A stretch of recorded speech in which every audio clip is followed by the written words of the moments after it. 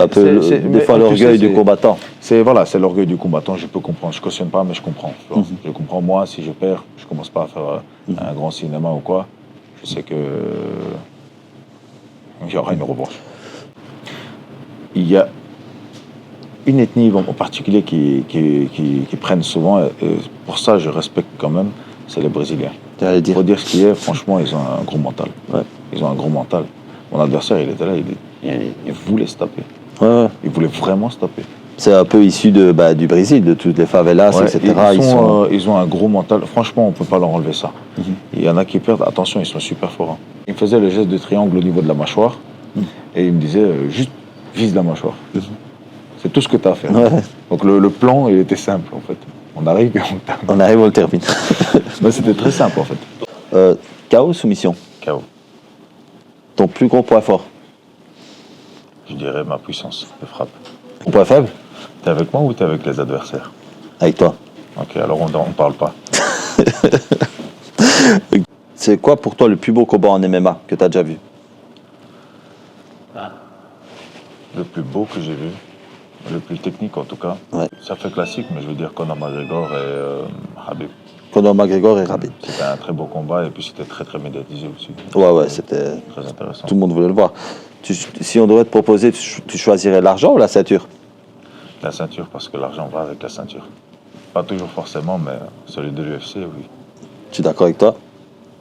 Le premier mot qui vient en tête quand je dis MMA? KO. Tu préfères Conor McGregor ou Ned Diaz? Ni l'un ni l'autre. Ni l'un ni l'autre? Ouais. Humainement. Ouais. Techniquement, je préférais l'autre. Ok. John Jones ou Francis Ngannou? Ce combat que tout le monde rêverait de voir. John Jones. Logique. Tu penses qu'il gagne? John Jones? Ouais. Bien sûr. Moi aussi, sûr et certain. Une question, Ilia Topuria ou Islam Makhachev s'il y aura un combat?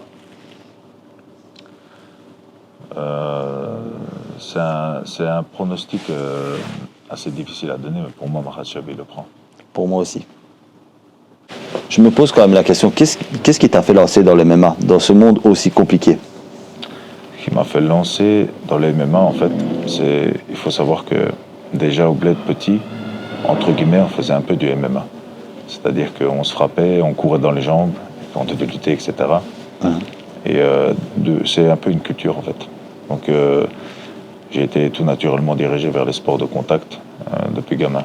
Donc, dès qu'on est arrivé ici, avant même d'avoir la carte, la nationalité, etc., on avait la carte pour la salle de sport. Okay. C'était tout naturel que je sois dirigé dans ce sport-là. C'est parfait. Et c'est à quel âge que tu as commencé les sports de combat? C'est vraiment très très tôt, depuis le très jeune âge. Franchement, depuis que je me souviens, mon père m'emmène à gauche, à droite. Et en Tchétchénie, tu as fait un peu comme Khabib? Tu t'es un peu battu avec des ours aussi ou pas? Pas avec des ours, avec des humains. Avec des humains. C'était vraiment des petits combats que, par exemple, les plus grands organisaient comme ça. Ah, ok. Parfait. C'est quoi le moment clé de ta carrière? Vraiment le moment clé que tu te dis qui t'a un peu propulsé? Le moment clé, c'est le moment où j'ai accepté, parce que moi je ne suis pas très caméra, en fait, je n'ai jamais vraiment aimé ça. Je restais dans mon coin. Le moment clé, c'est au moment où j'ai accepté ça. C'est là que tout a démarré.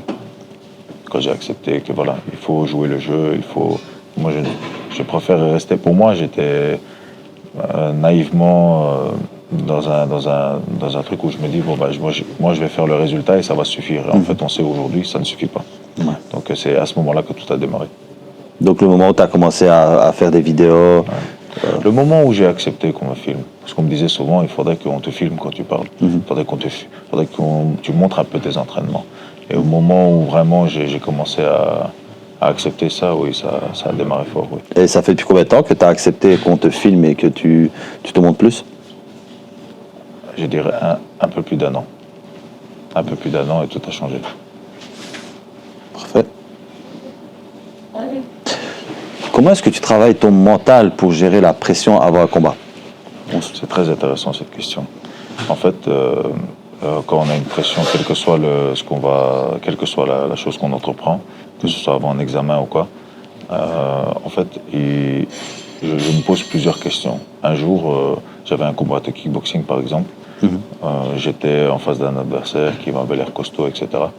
Et je sais pas, j'étais stressé, j'étais petit, mais j'étais stressé, je savais pas trop pourquoi.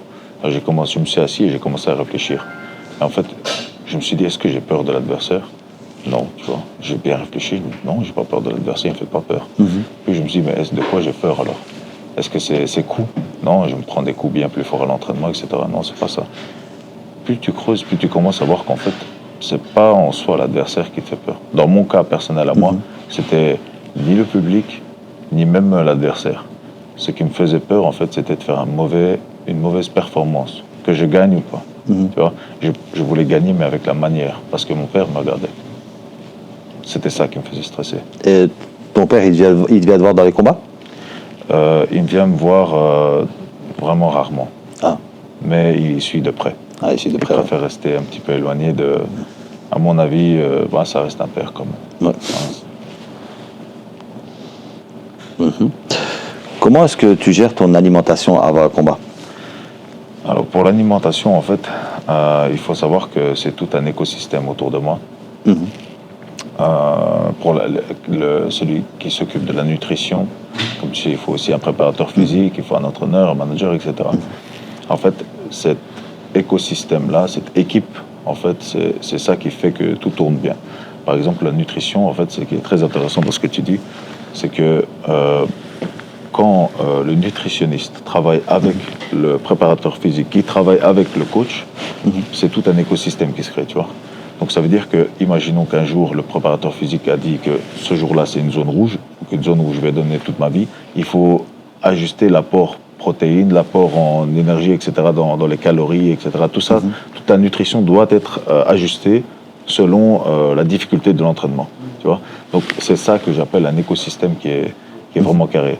Tu vois, donc on ne peut pas juste se dire comment tu gères juste l'alimentation, il faut aussi que ça dépend de l'entraînement, tu vois. Ok. Est-ce que tu as un rituel ou quoi avant de rentrer sur la cage, que tu fais tout le temps la même chose? Non, pas vraiment. Non? Je sais mon boulot, j'y vais, tu vois, c'est mon travail. Tu vas pour le terminer? Voilà, terminé, point barre. Je me pose pas 30 000 questions, je fais ce qu'il y a à faire. Le mieux, c'est de se jeter à l'eau, comme on dit, se jeter à l'eau quand on a trop peur ou quoi, ou des trucs comme ça. Et pas trop réfléchir. Parfois, on est des humains, et les pensées, ça commence à rentrer un peu dans la tête, ça commence à tourner, et je pense que c'est une mauvaise idée de trop réfléchir. Tu vois. Parfois, il faut y aller sans réfléchir, tu vois. Bien sûr. Mais attends, quand je dis sans réfléchir, on se comprend. Ça ressemble à quoi une journée type d'entraînement pour toi? J'ai entraînement le matin, soit physique, soit cardio. Et puis ensuite, le soir, j'ai entraînement encore. Entre-temps, j'ai le kiné, un massage ou quoi pour récupérer. Avant le kiné, j'essaie toujours de dormir et faire une sieste pour être toujours en forme. Toujours ajusté avec les apports caloriques nécessaires, tu vois. Voilà une journée type. Ton kiné, c'est le gars qui s'amuse à craquer tout le monde? Rani?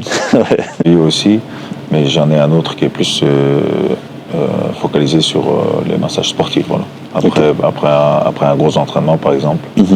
Et parfois, ça peut ne pas être un kiné, ça peut être tout simplement un bain froid aussi. Donc vraiment, tout est dirigé de façon à ce que ce soit le plus optimal pour moi, le plus possible. Ok.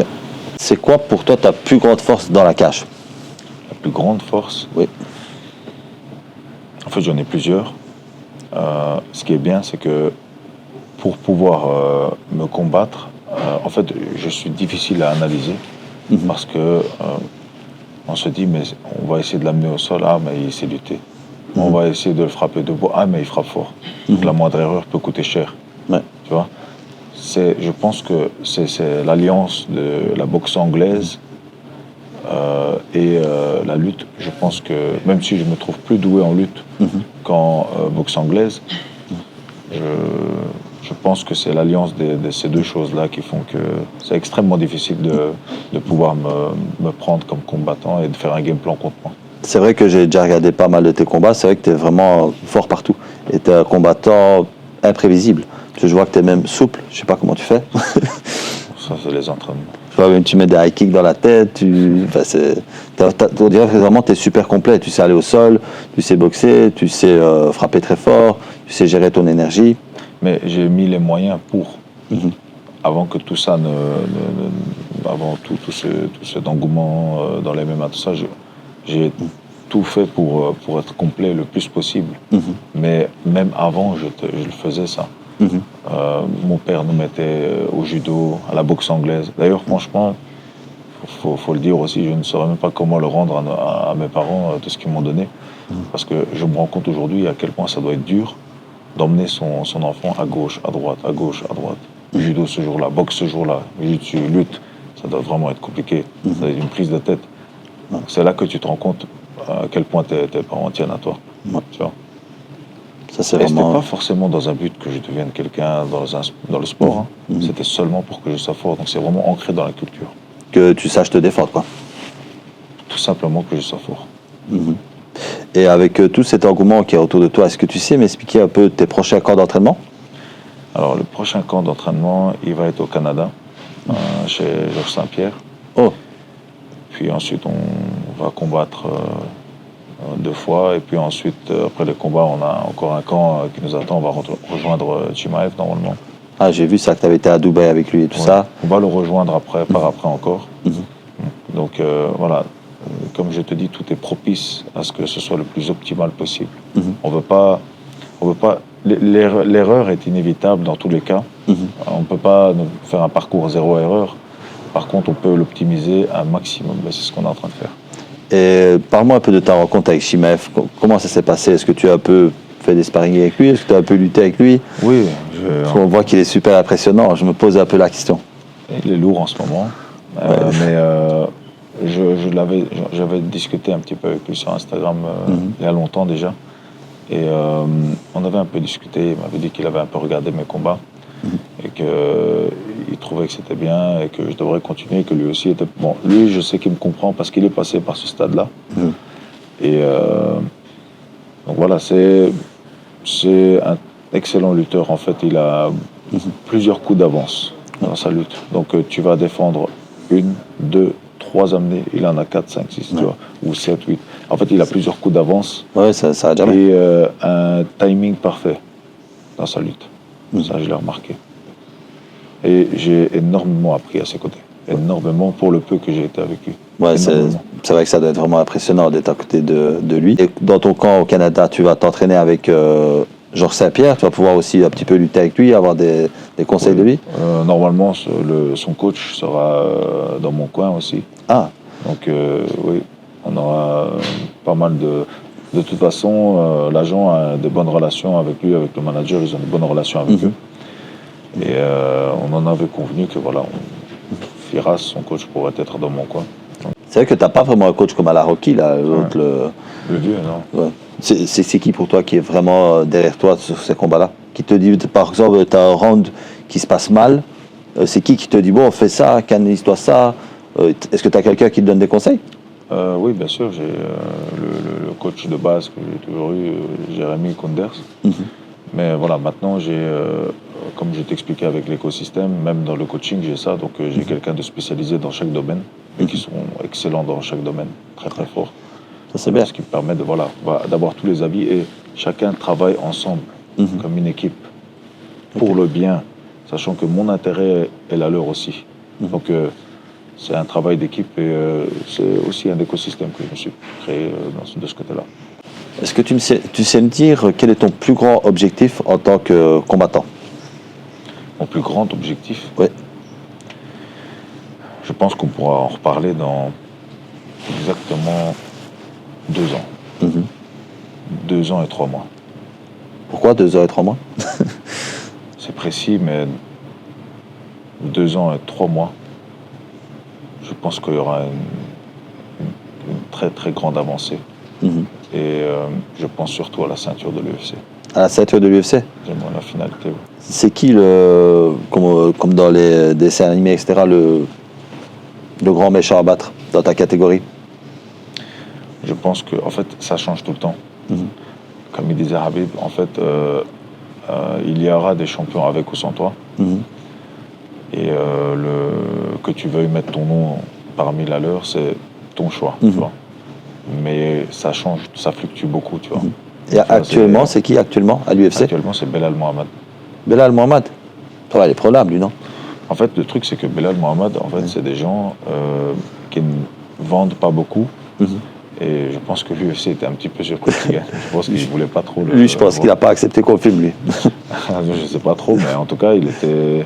Mais attention, non, franchement, il s'est très très bien amélioré. Ouais, c'est des combattants très dangereux, des combattants toujours très... Comment mais dire, voilà, il vieillit, quoi. Ouais. Tu vois, il a déjà dans 36 ans passés. Hein. Ouais. Imagine-toi dans 2 ans encore. Je ne pense pas qu'il sera là. Je pense que quelqu'un d'autre va prendre la place.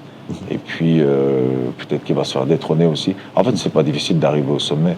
C'est d'y rester, tu vois. D'y rester, ouais. Encore une fois, il y a des gens qui peuvent arriver à l'UFC. Hein, c'est pas très difficile, même via des contacts. Maintenant, enfin, quand je dis via des contacts, il faut quand même un minimum de résultats derrière. En fait, ça fluctue beaucoup. C'est que, en fait, ce monde-là du MMA, je trouve que c'est vraiment un monde intraitable, sans pitié. Vraiment, sans pitié. Je vois des fois des combattants être en tête d'affiche. Deux cartes après, ils sont plus là. comme un event. La 4e carte, ils sont même plus là. C'est vraiment un monde où tu n'as pas droit à l'erreur. Ouais. En fait, ça dépend comment tu rebondis à chaque erreur, tu vois. En fait, c'est pour ça que je dis que je ne veux pas juste des victoires. Je ne veux pas absolument... Et bien sûr que j'évite la défaite à 100%. Mais, je veux dire, le plus important, ce n'est pas la défaite. C'est surtout de marquer les gens. Ouais. Si tu arrives à marquer les gens, que tu aies une défaite ou pas, ça ne change rien. Tu sais qu'il y a beaucoup de grands champions que leur premier combat professionnel, ils ont une défaite. Ouais. Regarde par exemple Georges Saint-Pierre, il avait perdu. Ouais. Mais pourtant on retient que sa légende. Ouais. Il a marqué les gens. T'apprends dans la défaite. Ouais, exactement. Vaut mieux pas en T'apprends dans avoir. la défaite, mais dans tous les cas, comme je dis, je préfère vraiment marquer les gens. J'aimerais marquer l'esprit. En fait, je veux marquer mon nom, tu vois, dans ce sport. C'est ça qui m'intéresse. Et dans ce sport aussi compliqué dans lequel tu as été, tu sais un peu me parler de ton premier salaire en tant que combattant? Je pense qu'on était aux alentours des 700 €, je pense. 700 €. Pas un rond de plus. Ah, c'est très bas ça, quand on regarde tout ce que ça coûte autour. Comment tu fais pour gérer tout ça? Ouais, c'est comme je le disais au début, c'est paradoxalement ce qui me coûtait vraiment cher, hein, c'est bizarre, hein, c'était pas ni les hôtels, c'était vraiment à manger. La nourriture. Et moi, ce qui m'avait choqué ce jour-là, quand je suis allé au magasin, c'était les myrtilles. Les myrtilles? Ouais, je faisais pas attention au prix jusqu'à ce que ça commence à coûter cher. Tu vois. Ouais. Ça commence à peser. À ce moment-là, c'était un petit peu difficile. C'est vrai que tu dois manger quoi? 4-5 fois par jour? J'ai 6 repas. 6 repas? Oui, mais c'est pas des repas conséquents. C'est toujours 6 repas, mais ajustés selon les efforts que tu as fait la journée, etc. Et il y a des heures à laquelle je mange aussi. Ok. On a bien. Est-ce qu'aujourd'hui, tu arrives vraiment à vivre du MMA et quels sont tes salaires, si tu as des sponsors, etc. Disons qu'on est très loin des 700 € du début. Voilà. On est très loin des 700 €. Il est bon. Je crois que c'est grâce on arrive, on le termine. Ouais. Ça a changé beaucoup, ça, en France, quand tu as été... Quand tu vois même le commentateur de RMC Sport qui dit « Waouh, il y a beaucoup d'augments autour de lui ». Quand tu mets tes premiers coups, qui dit « Waouh, il veut lui arracher la tête ». C'est grâce à ça qu'on est loin des 700 €. Franchement, c'est grâce à tout le travail autour. Tu vois, c'est tout le travail autour, tout l'écosystème tu vois, qu'il y avait autour. C'est surtout ça. Je ne peux pas dire que c'est juste à cause du résultat. Parce que tu sais très bien que juste avec le résultat, tu n'arrives pas loin. Tu peux faire jusque, je sais pas, 8, 7, 9, 10, 0. On ne te reconnaît toujours pas. Mais sportivement, on te reconnaît. Ouais. Il n'y a que les puristes qui te reconnaissent. Sinon, tout le reste ne te reconnaissent pas parce qu'il n'y a pas tout le travail autour, tu vois.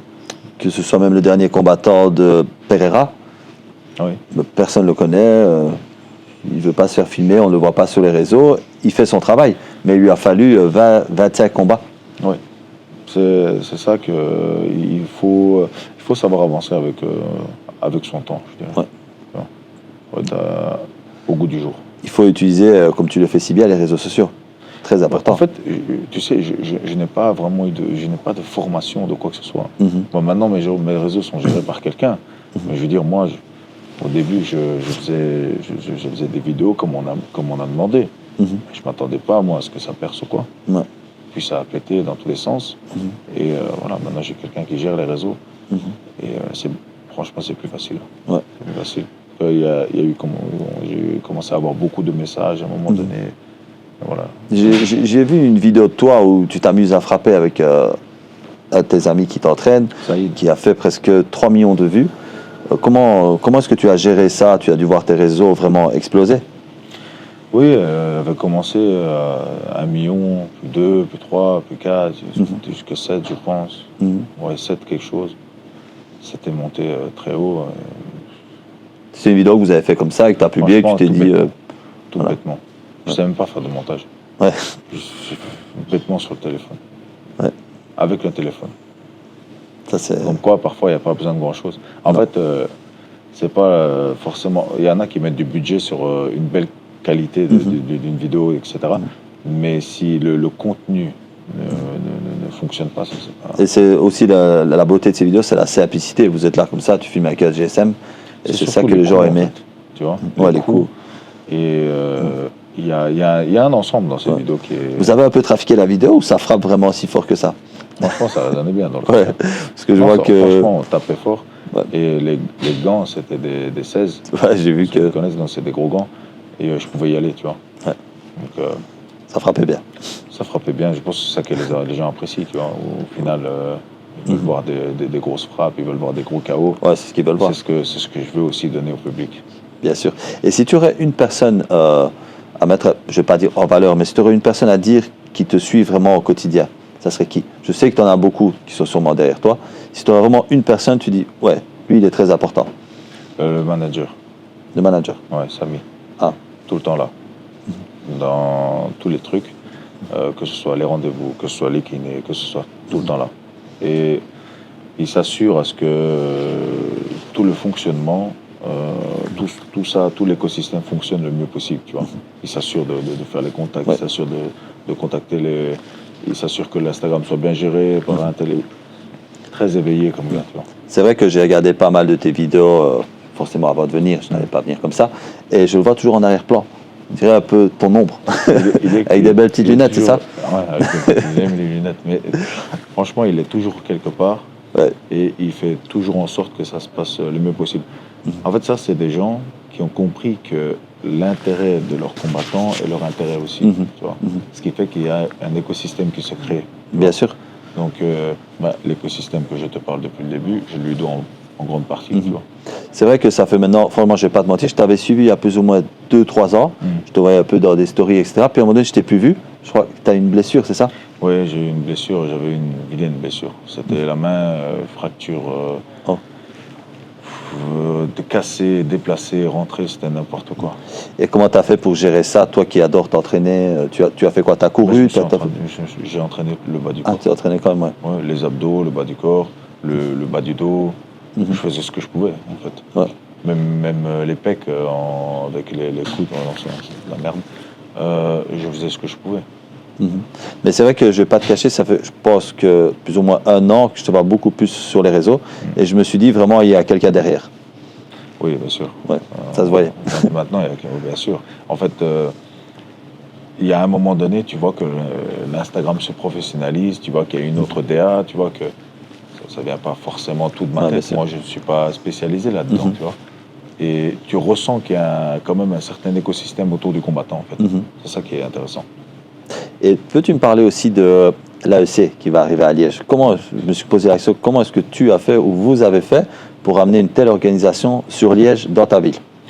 Bah, écoute, ça s'est fait naturellement, en fait. Après le combat, directement avec le manager, tout naturellement, on en a parlé. Vous avez vraiment vu très gros, parce qu'il y a même RMC Sport qui se déplace, ça va être en live. Ça, c'est vrai que ça, c'est un... On est plutôt fiers. On est plutôt fiers, pas parce qu'on ramène une organisation, pas seulement en tout cas, bien sûr qu'on l'est, mais on est surtout fiers de pouvoir représenter la Belgique et Liège, une ville qui mérite un peu plus de lumière et tu vois, ça fait du bien, tu vois. C'est vrai que ça fait vraiment du bien pour la ville et je vois aussi vraiment de très gros sponsors qu'ils ont suivis derrière. Oui. C'est vraiment pour montrer tout l'intérêt de la... Encore une fois, le manager est derrière. Je n'en doute pas. Il suit ça de près, ouais. Il a suivi ça de près et il s'est débrouillé pour beaucoup de choses. Cet engouement qui est autour de toi pour le moment, avec tes KO, avec tout ce que tu fais sur les réseaux, avec ton fameux on arrive, on le termine, il y a quelque chose qui se trame derrière? Oui, il y a quelque chose qui se trame derrière. C'est quoi? C'est une signature. Ah, une signature? Plusieurs signatures. Plusieurs signatures, que ce soit des sponsors ou des grosses organisations? Après, malheureusement, je ne peux pas t'en dire plus à cause des obligations contractuelles, mais c'est des signatures. Et ça sera beaucoup plus que le premier combat à 700 €. Ça, déjà que ça l'était, Ouais, maintenant, oui, encore plus. ça sera beaucoup plus. Oui. Sûrement un chiffre avec plus de 5-0. Oui. Tu te doutes bien. Ouais, je m'en doute, ouais. Une autre question, si tu aurais vraiment un mot à dire à ton prochain adversaire à l'AEC à Liège, tu lui dirais quoi? J'espère qu'il sera prêt. Ah. J'espère vraiment qu'il sera prêt. Et tu crois qu'il va venir? Tu crois qu'il va venir? Bah, j'espère, il va me gâcher la soirée sinon. Ouais. Donc j'espère, oui. Non. J'espère d'abord qu'il y aura un combattant, parce que je pense qu'il y en a quand même pas mal qui refusent. Oui, il y a quelques refus, mais c'est pas.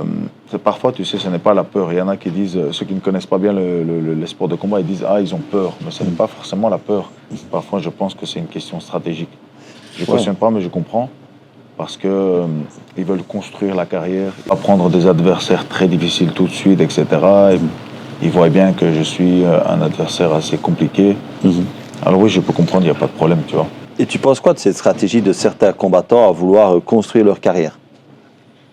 Échapper les combats les plus durs, les combats qui sont stratégiquement pas bons? Les combats les plus durs, de toute façon, sont inévitables. Donc, s'ils veulent construire, donc c'est-à-dire prendre de l'expérience, prendre des gens, entre guillemets, à leur niveau, etc., et avancer petit à petit, bon, c'est stratégique. Il n'y a pas vraiment de problème à ça. Tu vois. Et toi, tu fais quoi si maintenant on te propose un gros combat contre un adversaire stratégiquement pas bon pour toi? Je pense qu'on peut accepter, on est dans une position où on a tout un écosystème et tout ce qu'il nous faut en termes de bagage technique pour prendre quelqu'un de compliqué. Donc tu refuses Il n'y a pas? pas vraiment de souci. Non, c'est comme les adversaires que j'ai vus, j'ai pris le premier venu, le premier qui a accepté. Il avait quoi, 6-1 Il avait quand même beaucoup de combats. J'ai regardé même celui que tu as été en Finlande, c'est ça? C'était un combat assez compliqué, non? Lui, il était très... le combat, en lui-même, il était compliqué à cause de ma blessure à ce moment-là. Tu t'es blessé direct? Sur le premier gauche-droite où il tombe, c'est là que je me casse la main gauche. Tu t'es cassé la main à ce moment? C'est les premières secondes du combat. Et tu as réussi à faire tout le combat avec le bras cassé? Fin de troisième round, il est tombé. Ouais. Mais il était très costaud. J'ai vu. J'étais étonné de... J'avais rarement vu quelqu'un combattre en welterweight et être aussi gros. En plus, tu as été à l'étranger, c'est ça? Oui, T'as été chez lui? En 4 jours avant le combat. Ouais. Ah, tu as accepté 4 jours avant? Parce que l'European Beatdown venait d'annuler l'organisation, donc il venait d'annuler la date. Et on s'est dit, il faut absolument que je combatte. Et on est parti, on l'a analysé quand même, le gars vite fait. Et on est parti, voilà, pour 800 €. Bah, c'est vraiment une belle expérience pour toi, parce qu'arriver chez lui, le battre chez lui avec la main cassée... Ah, les gens, ils étaient... En fait, c'était un genre de viking, le gars. Ah ouais, j'ai vu. Ouais. J'ai vu. Mais c'était... Franchement, les gens, ils étaient chauds. Hein, Saladin Parnasse, on l'a dit, quand il allait en Pologne, à chaque fois, il tombait contre un combattant c'est dopé. KSW. Au KSW. Ils sont tous chargés là-bas. On est bien d'accord que c'est un grand désavantage pour toi. Non, pas forcément. Pas forcément. Donc tu Je n'as vois pas... bien que je m'en suis sorti quand même. Je vois très très bien que tu t'en es sorti, mais c'est quand même pas normal. Quand tu vas dans certaines... Il y a quand même certaines organisations à éviter pour pas tomber dans ce genre de cas-là, quoi.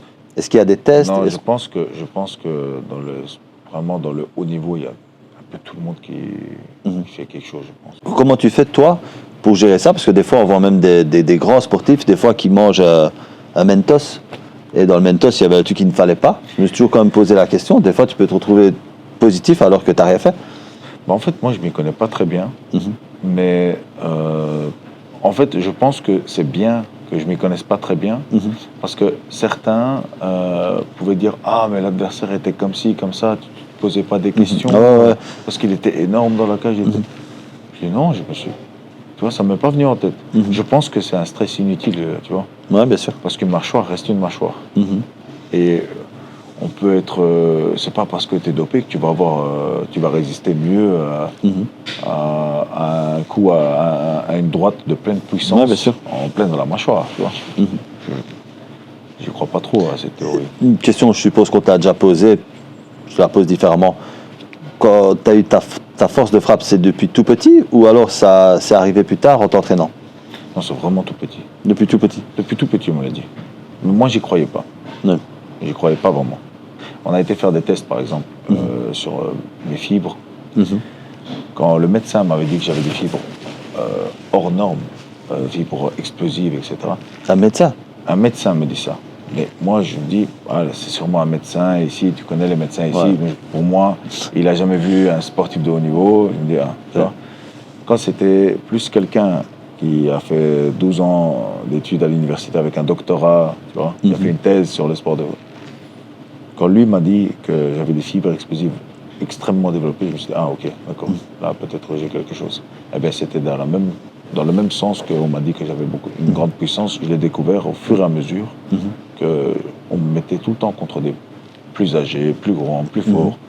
Je ne comprenais pas. Et finalement, quand je les voyais tomber, là je comprenais.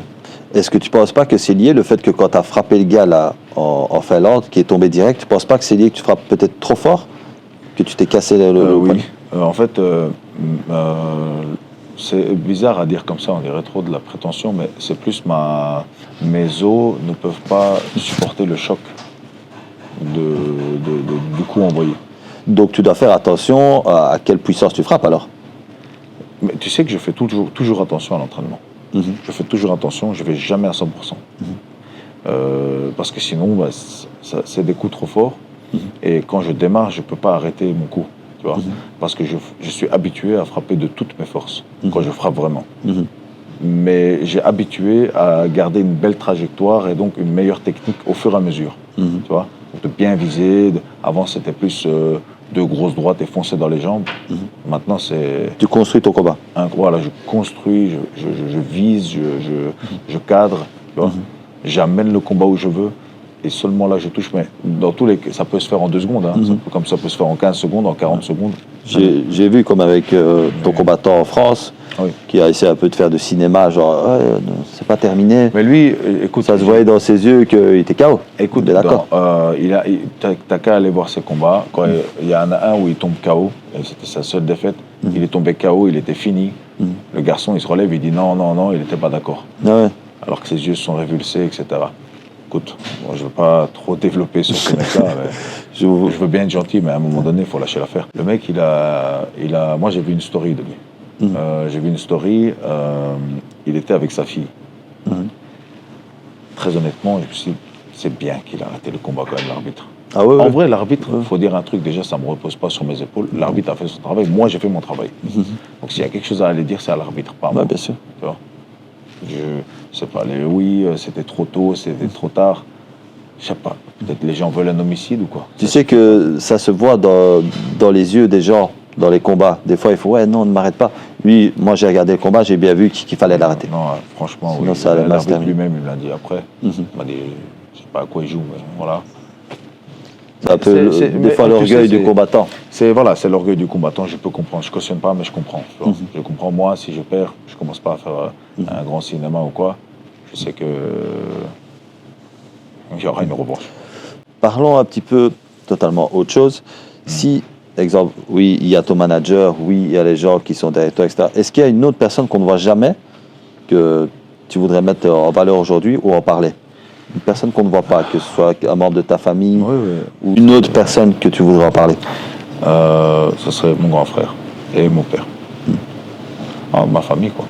En fait, mon grand frère, il a toujours été derrière moi. Mon père aussi. Ils m'ont toujours forcé. Tu vois. En fait, il y a un moment, je détestais les sports de combat où ça se frappe. Parce que j'aimais pas les coups donnés, recevoir, j'aimais pas ça. Je préférais lutter, je préférais être corps à corps. Parce qu'il n'y a pas de coups forcément. Et tellement j'ai été forcé à un moment donné, j'ai fini par aimer. Parce qu'en fait, je me suis rendu compte que c'est pas très difficile de gagner en fait. Tu vois. Il suffisait de bien viser, bien frapper. Et les conseils que mon frère me donnait, moi je n'étais pas très technique jusqu'à ce que j'arrive chez Jérémy. J'avais aucune technique moi en pied-point. Je faisais des combats kickboxing, hein. J'ai eu que des KO. Je pense que j'avais eu une défaite, je ne sais même plus encore, c'était en amateur. Mais je pense que c'est sur 13 combats, un truc comme ça, il n'y avait que des KO. En fait, mon frère, le seul conseil qu'il me donnait, on regardait des combats de Badr Hari et on se disait, on va essayer de faire ça. Il me faisait le geste de triangle au niveau de la mâchoire et il me disait, juste vise la mâchoire. C'est tout ce que tu as à faire. Donc le plan, il était simple en fait. On arrive et on termine. On arrive, on le termine. Mais c'était très simple en fait. Qu'est-ce que tu penses des combattants du style comme Badr Hari qui a commencé, qui est arrivé un peu comme toi, en furie, à mettre des KO, à vouloir tuer tout le monde? Tu penses quoi de ce style de combattant? Badr Hari, il m'avait marqué. Ouais, moi aussi. Il est un peu légendaire en fait. Le gars, pour moi, c'est un peu une légende en fait, tu vois, dans le kickboxing, tu vois. Il m'avait marqué de par son style, tu vois. C'était juste incroyable, tu vois. Il arrivait, il était différent. Il y avait un truc en plus qu'il avait. Pourtant, il envoie les mêmes gauche-droite que toi et moi, mais il y a un truc en plus chez lui qui fait que, je pense que voilà, il a une aura aussi, tu vois. C'est dans l'attitude. Tout dans l'attitude, dans l'attitude. Tu vois bien qu'il vient pour tuer, quoi. Franchement, ouais. Il avait une attitude, mais au début, moi, j'aimais pas le début de sa carrière, où il pétait un peu trop les plombs et il se contrôlait pas. Et c'est vraiment à son prime. Là, il était incroyable. Surtout quand il a chuté dans la tête du combattant qui était par terre. Ouais, il était un peu frustré. Passé le super le rattrape, mais le gars, il était... en soi, c'est un gars très respectueux. Hein. Ouais, moi, j'adore. Beaucoup de vidéos de lui. Et franchement, j'aurais aimé pouvoir le rencontrer. Et pourquoi pas échanger avec lui dans un sparring, ça aurait été incroyable. Ça va sûrement arriver un jour. J'espère. On voit qu'il est un peu en fin de carrière. Là, il a une fin de carrière un peu plus compliquée. Oui, fin de carrière un peu compliquée. Pas de chance. Mais par exemple, son combat contre Rico, pour moi, il le prend tous les jours à son prime. Là, il faut comprendre aussi dans quelle optique il est. Là, il a vieilli. Tu vois, le corps ne récupère pas de la même manière. Bien sûr. Tu vois bien sur son visage qu'il a vieilli en plus. Mais physiquement, il s'est tenu. Hein. Donc, il a une discipline à en faire. Bien sûr. Parfois, la motivation ne suffit pas, on passe à la discipline. La discipline ne suffit pas, on rajoute le sacrifice. Si tu devrais dire, comme tu viens de parler de Badr Hari, tu peux me citer 3 combattants vraiment qui t'ont marqué? Pour le tout début, il y a Fedor Emelianenko, classique. Il y a John Jones. Plus tard, il y a eu Habib. Seulement en MMA. Si on parle en kickboxing. Tu sais, mais je vais revenir sur Fedor. Pourquoi Fedor il t'a marqué? Par quoi? Encore une fois, c'est l'attitude. C'est l'attitude de la personne. Maintenant, je préconise pas cette attitude parce qu'à l'époque, ça pouvait percer. Aujourd'hui, je pense que ça va être compliqué de percer comme ça. Un peu Pereira. Mais lui, au moins, il se met encore en avant dans les réseaux sociaux. Mais Fedor, lui, il arrivait. Il est arrivé pour tuer tout le monde. Son visage, il ne changeait jamais. Mais c'était surtout son style de combat qui m'attirait. Il avait un style de combat atypique. C'est ça que j'aimais bien. Bien sûr. Il était différent de tout le monde. Et il faisait des amenés au sol, il savait tout faire. Si tu veux lutter avec lui, ça va être compliqué. Tu veux striker avec lui, c'est compliqué. Et il avait des KO magnifiques et des démarrages incroyables. Et dans John Jones, c'est quoi qui t'a marqué chez lui? John Jones, c'est vraiment la domination qui m'a marqué chez lui. Il était vraiment là pour dominer ses adversaires. Tu sais, il y a une phrase qui dit il y a des sportifs de très haut niveau qui s'entraînent extrêmement dur tous les jours pour gagner. Et il y en a quelques-uns d'entre ceux-là qui s'entraînent tellement dur pour dominer. C'est différent, tu vois. C'est totalement différent. Il y en a qui sont là pour gagner, et il y en a qui sont là pour dominer toute la catégorie. Lui, il a vraiment marqué tout. Pour moi, c'est le GOAT. C'est le plus jeune champion. C'est le GOAT. La personne qui l'a dépassé. Donc, non, il a fait ce qu'il avait à faire. Il y en a qui parlent, dopage. Oui, mais c'est pas ça qu'il veut. Il a mis la ceinture autour de la taille. Je veux dire, bien sûr. Il a été contrôlé, il a été puni plusieurs fois. Mais c'est pas ça. Moi, je fais pas attention à ces trucs-là. Moi, il y a vraiment un truc qui m'a marqué chez lui, c'est quand il a fait le combat contre Cyril Gane. Et moi, j'adore regarder une semaine avant. Je sais pas si tu regardes. C'est l'UFC une semaine avant. MBD, j'adore. Et à un moment donné, il est en train de regarder Cyril Gane en train de jouer à FIFA. Et dans son regard, là, j'ai compris. Il a dit, regarde, lui, il est en train de jouer à FIFA. Comme s'il était content déjà juste de combattre contre John Jones. Il dit, je lui conseillerais d'aller s'entraîner parce que ce qui va arriver, il va pas être prêt. Et il a vraiment assumé ce qu'il a dit. Il n'a pas tort parce que lui, quand il est dans un mood voilà, fin de camp, fin de diète, etc. Il est comme un animal. Ouais. Baki, il disait un truc intéressant. Il disait, quand on est... c'est bien d'être... il disait qu'il aimait bien ce côté où il est un peu affamé. Tu arrives vraiment dans la cage affamé, physiquement, mais psychologiquement aussi, tu vois. Ouais. Donc tu viens vraiment affamé, tu viens prendre quelque chose, tu vois. Tu viens prendre ton dû. Tu es en train un peu de me parler de Baki. Je remarque aussi que tu es souvent avec Baki, Ibra TV. Comment tu as réussi à connaître toutes ces personnes? Bah, en fait, on est des Tchétchènes. Ah oui. Le contact est très facile. Ouais. Chez nous, les codes sont beaucoup plus simples. Tu vois. Si maintenant, en fait, pour nous, vaut mieux la mort que le déshonneur, par exemple. Tu vois.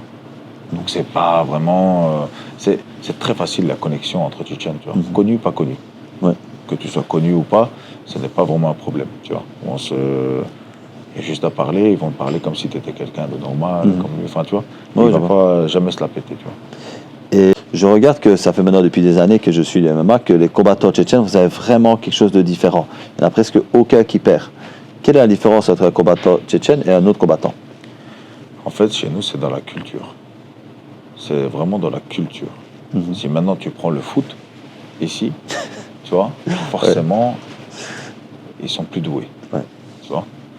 Mais si tu prends, en règle générale, le MMA, là, c'est différent parce que chez nous, c'est culturel. Depuis petit, ils font de la lutte. Depuis petit, un garagiste que tu vois là-bas, ça peut être un gros lutteur, tu vois. Ouais, il peut te... Genre, tu vas en Tchétchénie, tu crois que tu es tombé sur un gars normal, il peut te retourner en 2 secondes. En fait, la lutte, ce qui est bien, et avec même le jiu-jitsu aussi, la lutte, ce qui est bien, c'est quel que soit le poids en face de toi, il ne faut pas abuser non plus, tu me comprends. Tu peux t'en sortir. 20-30 kilos de différence maximum, tu peux t'en sortir. Si tu attaques les jambes, si tu sais déséquilibrer la personne, elle va tomber au sol. Et au sol, quelqu'un qui ne connaît rien à la lutte, voilà. Et parlons de ça, est-ce que tu as déjà été entraîné dans un camp en Tchétchénie ou alors c'est prévu dans ton prochain camp d'entraînement? J'ai déjà fait pendant plusieurs mois, oui. En Daghestan, Tchétchénie, j'ai alterné les deux. Tu remarques quelle différence quand tu vas t'entraîner là-bas ou exemple dans un autre camp? Bah écoute, je comprends mieux, à chaque fois que je vais là, je comprends mieux pourquoi ils prennent toutes les médailles en lutte. Et c'est quoi le... Il n'y a pas vraiment de secret. Ils ont une façon de travailler. Pour te donner une image, c'est comme des pitbulls avec un os dans la gueule et que tu essaies d'arracher l'os. Voilà. Ils sont comme ça. Parce que je vois, parlons de tantôt de stratégiquement parlant, il y a beaucoup de combattants qui ne veulent vraiment pas prendre des combattants tchétchènes, que ce soit grâce à leur lutte et grâce à leur détermination et tout ce qui s'ensuit. Il y a une ethnie en particulier qui prennent souvent, et pour ça je respecte quand même, c'est les Brésiliens. Il faut dire ce qui est, franchement, ils ont un gros mental. Ouais. Ils ont un gros mental. Mon adversaire, il était là, il voulait se taper. Ouais. Il voulait vraiment se taper. C'est un peu issu du Brésil, de toutes les favelas, etc. Ils ont un gros mental. Franchement, on ne peut pas leur enlever ça. Il y en a qui perdent. Attention, ils sont super forts. Il y en a qui perdent, il y en a qui gagnent. En tout cas, ils ne lâchent pas l'affaire. Et ils ont cette mentalité dans l'adversité.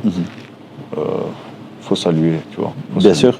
Ce que j'allais dire aussi, c'est certaines personnes, quand ils te voient combattre, ils te voient mettre un KO, boum boum, en 2 secondes, et pourraient dire, ouais, celui-là, il était facile, ou celui-là, c'est personne. Moi, je me suis déjà entraîné, il n'y a personne qui est personne. T'as quoi à dire sur ça? En fait, c'est facile de dire qu'une personne... En fait, quand tu gagnes, l'adversaire perd du crédit. Forcément, dans ta tête, il n'est pas ouf. Mais quand tu perds, l'adversaire gagne du crédit. Donc forcément, dans ta tête, il était bon. Ça, c'est le jugement des personnes qui ne connaissent pas très bien le MMA. Alors par contre, si l'adversaire en face n'est vraiment pas ouf, et dans ce cas-ci, tu ne devrais même pas passer la barre des 30 secondes ou 40 secondes. Tu ne devrais pas passer cette barre-là, logiquement. Si tu passes la barre des 1 minute, 2 minutes avec quelqu'un qui n'est pas ouf, ben, ça montre ton niveau. En fait, c'est toi qui tu décrédibilises. Tu vois. Donc c'est un risque aussi que tu prends. Bien sûr. Donc ça doit être vite fait bien. Parlant j'ai entendu dire que tu as dit 2-3 fois que les combattants belges n'étaient pas très soutenus financièrement, etc. Qu'est-ce que tu ferais, toi, si demain tu gagnerais un combat à 10 millions? Qu'est-ce que tu ferais? T'arrêterais, tu continuerais? Je continuerai parce qu'en fait, ce qui m'intéresse, ce n'est pas d'avoir tout de suite. Ce qui est intéressant, c'est l'aventure. Tu vois. Imaginons que demain, tu arrives à tes objectifs et que tu prends une ceinture et tu gagnes des millions. Qu'est-ce que tu en ferais? En fait, ce qui m'intéresse, c'est pas d'avoir tout de suite. Ce qui m'intéresse, c'est l'aventure. L'aventure, elle est belle. On dit beau ou belle? Belle. L'aventure est belle. Et parlant de, comme tu as dit, qu'il y a certains combattants qui ne sont pas aidés, etc., qu'est-ce que tu ferais pour eux avec ces 10 millions? Je les aiderais, mais je les aiderais. Alors, il faut savoir que c'est comme pour moi, par exemple, imaginons, prenons un combattant ou quelqu'un de très connu. Quelqu'un qui n'a absolument rien entrepris, lui demande par exemple de partager sa story. Ça n'a aucun sens, tu vois. Ouais. Entreprends quelque chose, fais quelque chose, démarre une activité. Et seulement là, tu commences à demander quelque chose, tu vois. Parce qu'en fait, comme je t'ai dit, la connexion entre les Tchétchènes, c'est très facile, tu vois. Donc, commencer à venir à demander quelqu'un alors que tu n'as absolument rien entrepris, ça va pas, tu vois. C'est d'être gourmand pour rien. Je comprends tout à fait où tu vas en venir, et surtout la génération actuelle, ils veulent tout de suite. Ils veulent tout de suite, mais n'apprécient pas l'aventure. Honnêtement, tu sais même pas à quel point je m'amuse. Je m'amuse, et c'est encore plus on avance, plus je m'amuse. Donc j'ai vraiment envie de... Tu sais, ça serait dommage, franchement, hein, ça serait dommage d'arriver, entre guillemets, à la fin de ta vie et de ne pas avoir connu le plein potentiel de ton corps, physique et psychique. Ça serait dommage. Et toi, en termes d'extérieur, ça serait quoi pour toi vraiment la réussite et la fin de ta carrière pour toi? La réussite, en fait, et la fin de la carrière, les deux en même temps, c'est d'avoir marqué les gens, d'avoir posé mon nom quelque part. Aujourd'hui, de nos jours, on voit beaucoup de combattants qui perdent, qui pètent les plombs, et même des femmes qui combattent et qui pètent les plombs aussi. Mais pour ce qui est des femmes, c'est un peu différent. On ne parle pas à une femme comme on parle avec un homme. Une femme est plus réceptive aux émotions, tu vois, plus prédisposée à réagir, en termes généraux, bien sûr, à réagir à des émotions. Donc on ne peut pas se permettre de parler. Petite parenthèse, et vraiment un bête exemple, c'est comme une femme qui vient te parler de ses problèmes. Elle ne s'attend pas à ce que tu cherches des solutions pour elle. Elle s'attend à ce que tu sois à l'écoute, tu vois. Et c'est pour ça que je dis, moi, je ne veux pas faire l'expert en quoi que ce soit, ni le donneur de leçons dans ce sujet-là. Je parle seulement avec un peu de recul et de maturité, avec l'expérience. Pour moi, c'est la logique des choses. Je parle avec logique. Maintenant, je mets ça pour le moment en lumière, la différence qu'il y a entre face à une réaction, tu vois, une réaction face à une situation suivant une femme ou un homme, tu vois. Donc les émotions sont pour moi, chez l'homme, une faiblesse. Il faut pouvoir les maîtriser. Il faut pouvoir les maîtriser, et ce n'est pas quelque chose de facile quand tu n'es pas habitué. Donc c'est pour ça qu'il y a un travail en amont à faire sur soi-même. Bien sûr. Et voilà, avoir une certaine compréhension déjà de ça te permet déjà d'avancer psychologiquement. C'est quoi ta marque de voiture préférée? Mercedes. Ta couleur préférée? Le vert. Ton meilleur souvenir d'enfance?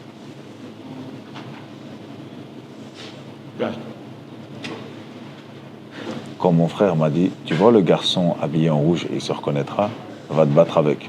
Je suis arrivé, j'ai dit, salut, est-ce que je peux me battre avec toi? Ok. Ça, c'est l'un de mes meilleurs souvenirs. Ok. Et ton animal de compagnie préféré? Un chat. Je pensais que tu allais prendre un loup. Un chat, c'est plus doux. Un chat? Moi, j'aime bien les chats aussi. J'aime bien les chats. Ok, moi aussi. Ton plat préféré? Mon plat préféré, alors il y a deux noms. Soit le doping tchétchène, ou alors on peut l'appeler Gigi Galnash. C'est mon plat préféré. Mais c'est un petit peu gourmand, donc là, en période de diète, tu peux pas en manger. Ta destination préférée? J'ai beaucoup aimé la Thaïlande. J'ai beaucoup aimé la Thaïlande pour le côté visuel, des paysages, etc. Et aussi la qualité des entraînements. Mais si je dois parler sportivement, le meilleur, c'est au bled. Hein. La Tchétchénie. Tchétchénie, Daghestan, voilà. C'est bon? On a bien fait. C'est bien passé, hein? Top. Merci, merci.